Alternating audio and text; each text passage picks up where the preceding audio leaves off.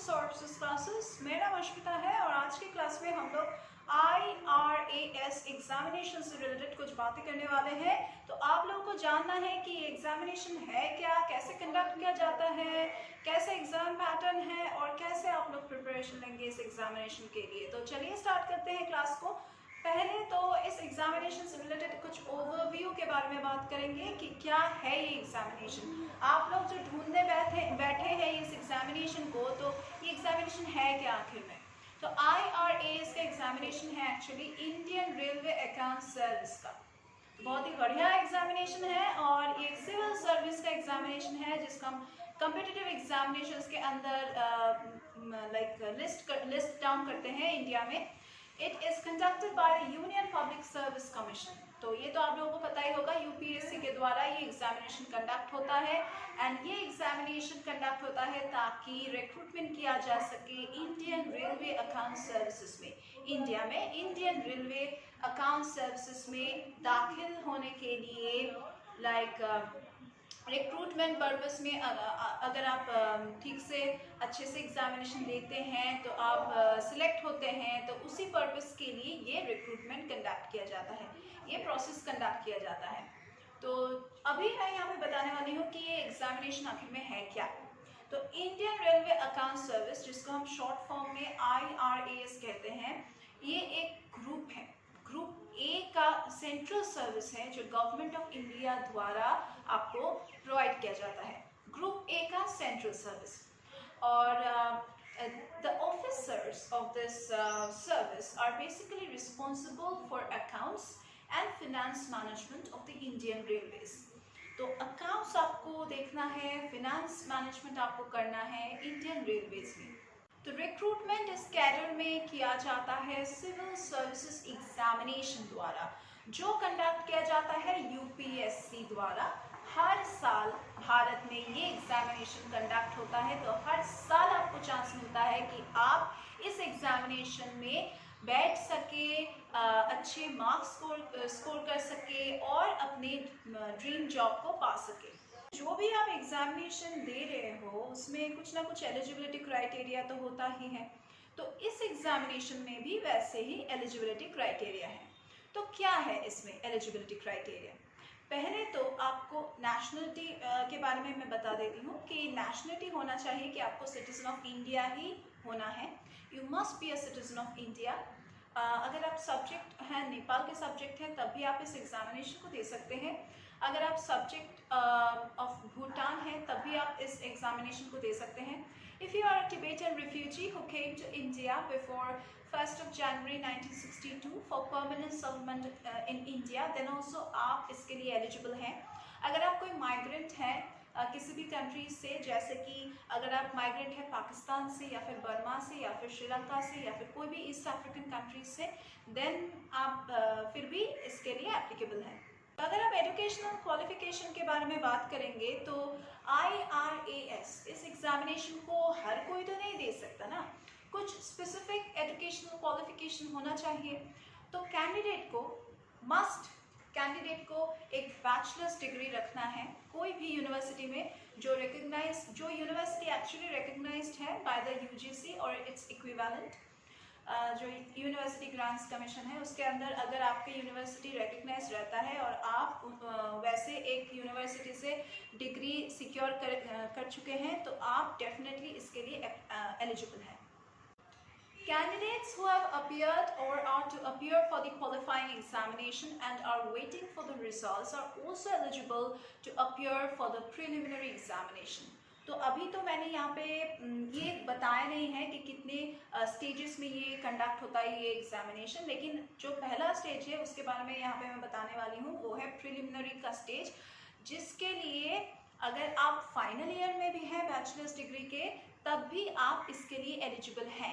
अगर आप अपने यूनिवर्सिटी में फाइनल ईयर में हैं, तब भी आप इस एग्जामिनेशन के लिए एप्लीकेबल हैं, ठीक है।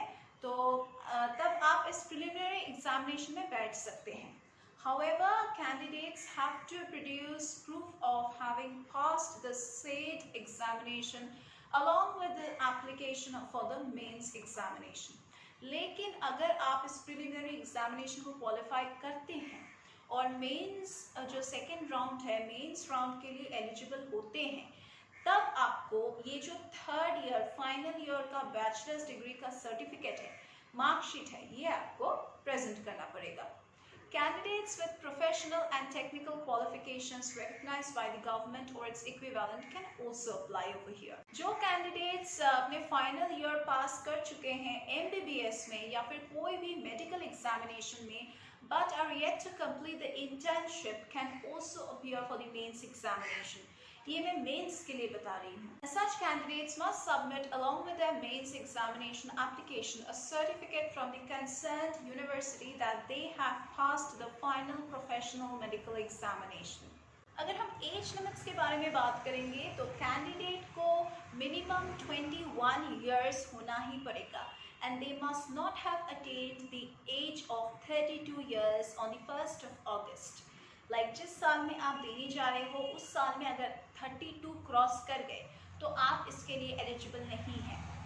अपर एज लिमिट जो प्रिस्क्राइब किया गया है, जो अभी हम लोगों ने डिस्कस किए हैं, वो था नॉर्मल कैंडिडेट्स के लिए फॉर द जनरल कैटेगरी, लेकिन रिजर्व कैटेगरीज के लिए थोड़ा सा रिलैक्सेशन है, जो है कि 5 इयर्स का relaxation for SC/ST category candidates, 3 साल का रिलैक्सेशन है फॉर अदर बैकवर्ड क्लासेस, 5 साल का रिलैक्सेशन है if a candidate had ordinarily been domiciled in the state of Jammu and Kashmir during the period from the 1st January 1980 to 31st December 1989. अगर आप domicile candidate हैं तब भी आपको 5 साल तक रिलैक्सेशन दिया जाता है।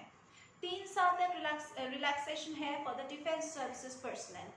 अगर आप एक्स सर्विसमैन है including commissioned officers and ECOs या फिर SSCOs who have rendered at least 5 years military service, जब तक आप एग्जामिनेशन दे रहे हो तब तक अगर आपके 5 साल कंप्लीट हो चुके हैं मिलिट्री सर्विस में, तब आपको 5 years तक रिलैक्सेशन दिया जाएगा.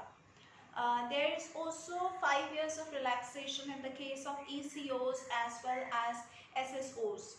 There is 10 years of age relaxation for blind, for deaf, for mute and orthopedically handicapped persons. इस एग्जामिनेशन में आप कितने अटेम्प्ट्स ले सकते हैं? The number of attempts, restriction and that is effective. इसमें जनरल कैटेगरी कैंडिडेट्स के लिए 6 अटेम्प्ट्स मैक्सिमम है. Scheduled caste, scheduled tribe candidates के लिए कोई रिस्ट्रिक्शन नहीं है अटेम्प्ट्स का. अदर बैकवर्ड क्लासेस के लिए 9 अटेम्प्ट्स मैक्सिमम है. तो आपका रोल क्या होगा? रोल, रिस्पॉन्सिबिलिटी क्या होने वाला है? आप जो इस एग्जामिनेशन को दे रहे हो, किसी एक पोस्ट के लिए दे रहे हो, तो आपका क्या रोल है इस पोस्ट में? IRAS जो ऑफिसर्स है उनको अकाउंट्स हैंडल करना है, फाइनेंस डिपार्टमेंट में काम करना है इंडियन रेलवेज में, और फाइनेंशियल एडवाइस भी प्रोवाइड करना है टू द एग्जीक्यूटिव. और रिस्पॉन्सिबिलिटीज़ क्या है आपका? Introduction of modern financial management techniques, जो भी मॉडर्न फाइनेंशियल टेक्निक्स है, मैनेजमेंट टेक्निक्स है, वो आपको लाना पड़ेगा, रिसर्च करना पड़ेगा. Exchequer control, you have the responsibility of exchequer control, restructuring of budget and the account system. आपको ट्रैफिक कॉस्टिंग का भी रिस्पॉन्सिबिलिटी दिया जाएगा. You will also have to implement incentive schemes in workshops. तो यही था आज की क्लास के लिए डिस्कशन. तो यही था IRAS एग्जामिनेशन से रिलेटेड डिस्कशन. अगर आप इस एग्जामिनेशन के लिए प्रिपरेशन कर रहे हो तो आपको डेफिनेटली डाउट्स हो रहा होगा और आपको एक्सपर्ट गाइडेंस की ज़रूरत भी है. तो उसके लिए आप हमारे क्लासेस में ज्वाइन कर सकते हैं. हम सौरभ सर क्लासेस में हर एक कम्पिटिटिव एग्जामिनेशन के लिए और हर एक एंट्रेंस एग्जामिनेशन के लिए आपको कोचिंग प्रोवाइड करते हैं. लाइव लेक्चर्स का फैसिलिटी रहेगा, मॉक टेस्ट का फैसिलिटी है, क्रैश कोर्सेज का फैसिलिटी है. हम लोग सोल्यूशंस प्रोवाइड करेंगे प्रीवियस जो भी 5 इयर्स का क्वेश्चन पेपर्स है उसके लिए. एंड इसके अलावा भी हम यहाँ पे आपको स्टडी मटेरियल्स प्रोवाइड कर रहे हैं जो आपके घर तक जा रहा है through the fastest delivery possible.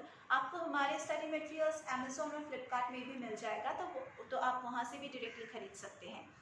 तो यही था हमारे क्लासेस के बारे में. अगर आपको और भी कुछ जानना है तो आप नीचे दिए गए डिस्क्रिप्शन बॉक्स में जाके सभी डिटेल्स चेक कर सकते हैं. कॉन्टैक्ट नंबर, वेबसाइट लिंक सभी दिया गया है. That's it for today's class. हम लोग फिर से कुछ नया डिस्कशन करने वाले हैं नेक्स्ट क्लासेस में।